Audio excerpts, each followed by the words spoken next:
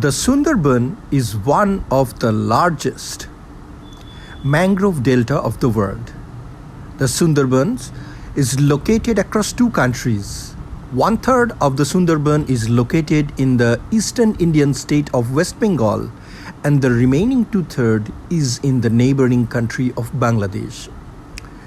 Following the partition of the British India in 1947, Sunderban fell in part of then East Pakistan, which has since then been transformed into an independent Bangladesh.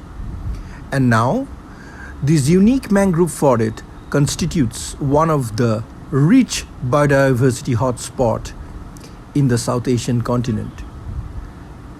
It is very interesting to note that this is the habitat of the famous Royal Bengal tiger, Panthera tigris, that has made this unique habitat of their own, along with several mammals such as the wild boar and the axis or the cheetal deer, monkeys and bonnet monkeys, along with a wide diversity of birds and a spectacular marine life, including fearsome reptiles like various species of monitor lizards and the saltwater crocodile, which can reach heights of more than 15 feet in case of adult males. Sunderban is extremely vulnerable to the climatic changes that happens in the Bay of Bengal and is susceptible to numerous cyclones that hits the shores of coastal Bengal. But due to the presence of a large diversity of mangrove vegetation in this particular area, it was always been successful in reducing the intensity of the cyclones before it could reach the hinterland and move as fast as possible to the other parts of West Bengal, particularly to the capital city of Kolkata. But unfortunately, due to climate change, as also due to severe anthropogenic pressure that has been building up post-independence, due to the heavy influx of people from partitioned Bengal, till date has resulted in an environmental catastrophe for this region. The soils in and around the Sunderban region is not very suitable for agricultural productivity, and as a result, the people here are extremely poor and are dependent on minor fishing and related activities such as honey collection and collection of leaves of the nipa palms, collection of crabs and prawns from the dense core area of the forest for their sustenance. This has resulted in very severe human-animal conflict.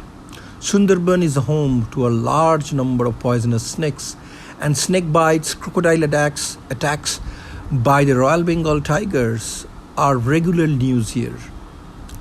Even there is a village within Bengal that is regarded as the village of the widows, because all the families residing in this particular village has lost their male members to tiger attacks or in deep sea fishing, where the boats get or their launches get stuck and sucked into the Bay of Bengal due to bad weather and cyclonic storms that has made their life miserable and extremely challenging. For decades, people have been living here in close association with tiger, one of the most fearsome apex predator of this particular ecosystem. But extensive removal of the mangrove forest is playing its part due in the extensive damages that has been done to this forest ecosystem.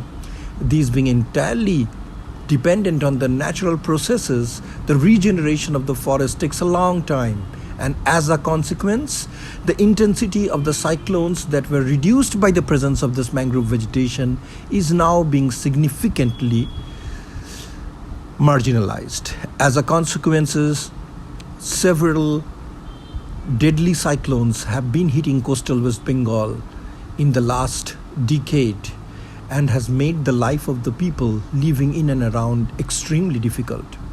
It is important that we all understand that we need to protect the mangrove forest for the protection of not only the ecosystem to save the tigers, the crocodiles, the snakes, the rich bird diversity of this region, but also to protect the people and the environment along with the human population surrounding this area.